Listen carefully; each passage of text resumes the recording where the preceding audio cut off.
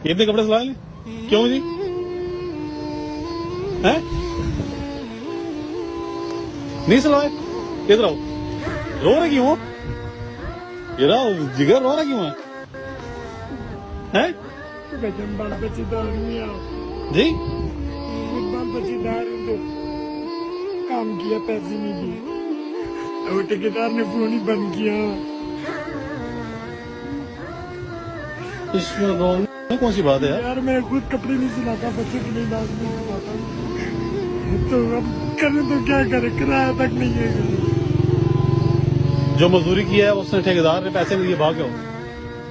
यहाँ से कपड़े पसंद कर रोने कौन सी बात है उसमें यार दिल बड़ा कर यार जवान बंदा भाई मर्द है यार मैं हूं ना यार ये ले यहाँ से पसंद करो